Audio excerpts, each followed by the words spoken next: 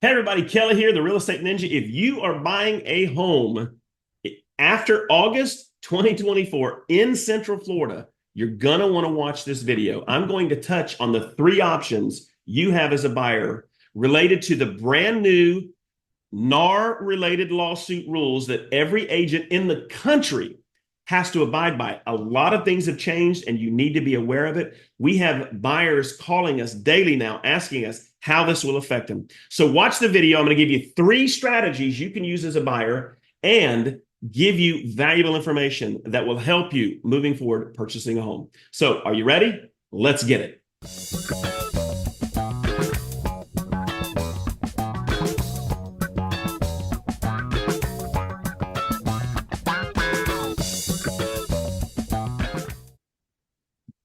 Hey everybody, Kelly here, Central Florida's Real Estate Ninja. And look, the real estate world's changing fast.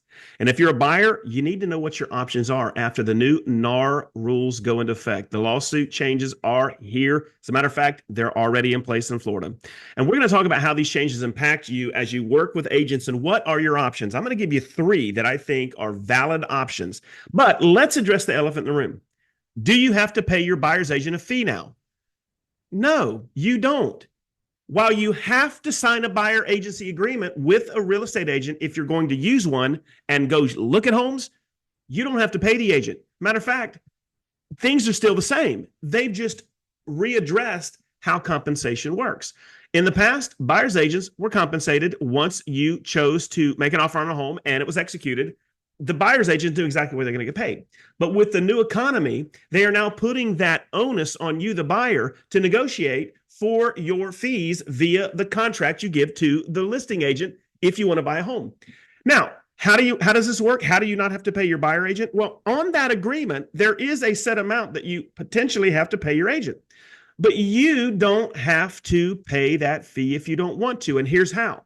Simply instruct your agent. If you make an offer and the sellers refuse your compensation request, your offer, simply instruct your agent to go ahead and decline their counter and move on to the next home.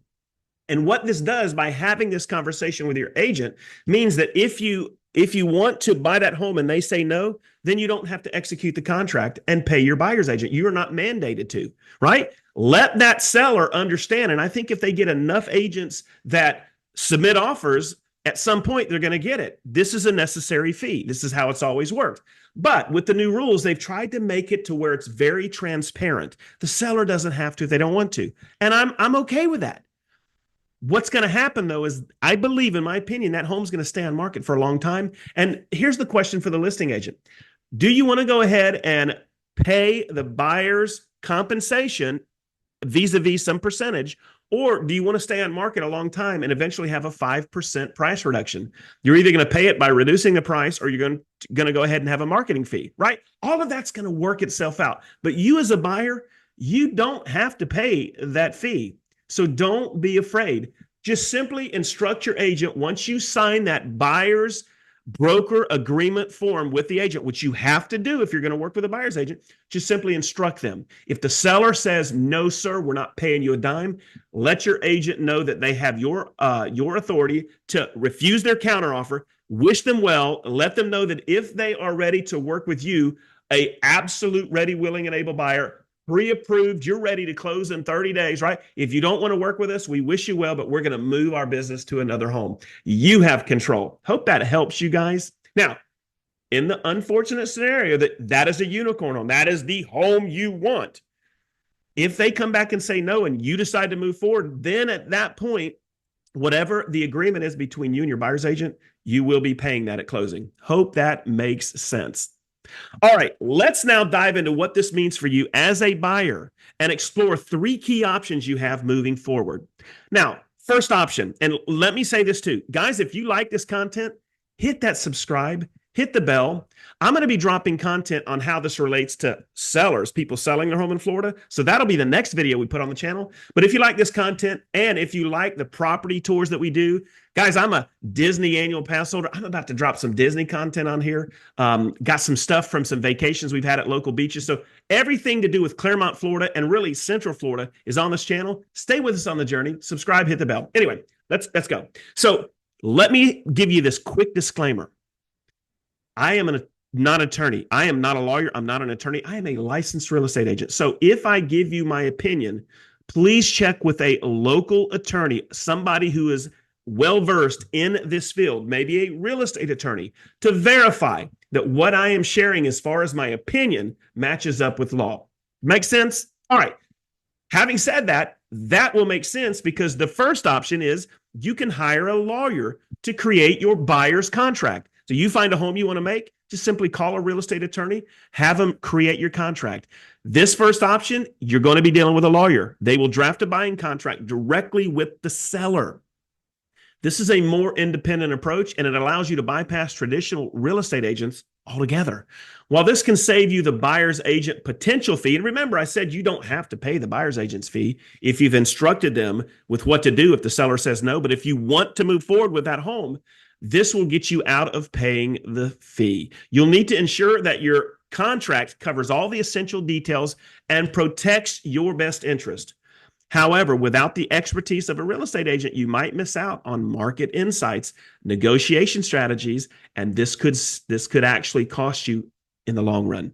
Now, guys, let's talk about that. Let's come to a decision on that. If you hire the attorney, you're going to pay them X amount, let's say $300 to $900 to draft that contract. That attorney is not going to negotiate on your behalf if they refuse it. That attorney is not going to be able to open up real estate doors for you to go and look at homes. This is a one-off for you to get a contract, right? So if you go that route and the seller says, we're not going to accept it, if you need the attorney to make an amendment, maybe up your offer, there'll be additional fees. So please be aware of that. The attorney will not negotiate, will not open doors, will not help you set up inspections, help you work through inspection contingencies, help you negotiate if you see bad things in inspection. They will not work with you on the appraisal. This is a one-off. This is for you to be able to submit the contract, right? Now let's talk about option number 2. Just simply go directly to the listing agent, right? Call up the listing agent on the home that you're interested in. Go and preview the home. Now, and according to the new rules, and check on this before you accept my opinion as canon, but from what I understand, you actually can go and preview a home. If a listing agent will allow you in the home, you can do that without having to sign a buyer's broker agreement because all you're doing is walking through the home.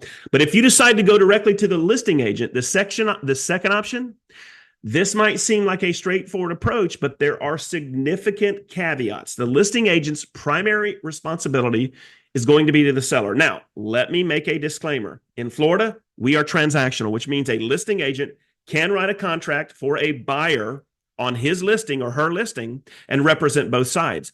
And the technical rules are we do not divulge information of either party to the opposite parties. But life is life, right? You are still working with the listing agent who has the first relationship set up with their client, right? So there are some nuances there you need to be aware of. Now, if you decide to move forward with the listing agent, at that point, you are going to have to sign a buyer's agent agreement form. And in that form, the listing agent will tell you what they want you to pay them at closing. And now you're going to instruct your agent, your buyer's agent, who's the listing agent, that you want them to go back to their client and ask for money. Do you see how this works? There's kind of that little division of, I've got to ask them for money now. So these are the nuances I'm talking about. But you can go to them. But if you think you're going to save money, there's still going to be that agreement you need to sign. And whatever they want you to pay them will have to be taken care of either by the seller or by you at closing. So you might find it challenging to negotiate the best deal in this scenario as the agent's loyalties are divided. Additionally, without your own representation that is absolutely apart from the sellers, you could end up paying more or overlooking critical issues in the contract. This leads us to the third option: hire a buyer's agent. Lastly, you can still hire a buyer's agent, which has traditionally been the most common approach. And like I said at the beginning, you don't have to pay your buyer's agent. So please understand, you are not obligated 100%. You will always have to pay your buyer's agent. It comes down to the strategy and what you instruct he or she to do on your behalf. And if it were me, this is my opinion, I would instruct my agent to continue working with you to find a seller willing to work with you, unless in that circumstance, that is your dream home and you are willing to move forward. then there will be a price to pay. Now, the dynamics will change slightly with the new rules. Again, like I said, if the seller refuses to contribute to your agent's commission, you could be responsible. That's why you need to have that negotiation tactic in play and your direction to your agent in play as to how you want them to work. Now, the agent, by hiring that buyer's agent, they're going to now be able to negotiate 100% on your behalf. They will ensure that you're protected. They'll help you navigate the complexities of the transaction. And in some cases, the agent's fees will be rolled up into your mortgage. Now, I'm not going to go into there. That's not 100%. That's something that I've heard some lenders are allowing. Don't use that last statement as a blanket that it's 100% for everybody. It is going to be on a case-by-case method. But again, explore your options with your mortgage lender, with your buyer's agent to find out what your best scenario is. And it's crucial to have a clear agreement up front with your agent about their fees and services and how you instruct them to move. So, what should you do as a buyer in this landscape? It's going to depend on your situation and how much control you want over the process. Whether you choose to hire a lawyer, go directly to the listing agent, or work with a buyer's agent, make sure that you are informed and prepared for these new rules. If you got any questions or you want further guidance, feel free to reach out. My contact information is below. Feel free to jump on a Zoom with me. Feel free to call or text me. Guys, I'm here to help you navigate these changing waters. But as a buyer, you still have amazing options. And I cannot reiterate for the 50th time on this video, no, you don't have to pay your buyer's agent. It's all in how you set up the agreement with your agent and how you give your agent flexibility to negotiate on your behalf or to get you in position to look at another home. Ultimately, the only time you do have to pay your buyer's agent is if you absolutely want to move forward on a home and the seller says, no bueno, I ain't giving you a dime. That's the one scenario where you will pay your buyer's agent. Hope that made sense. Drop comments below. Tell me what you think. Also, if you've already started looking for a home and run yourself into this wall of this new scenario because of the recent lawsuits, drop some comments and tell us what you've gone through. All right, guys, in just a couple days, I'm going to drop a video, not from you, the buyer's perspective, but how homeowners who are going to list their home can navigate these different waters. All right, subscribe, hit the bell, stay with us on the journey, and let me know what I can do to help you guys on this adventure.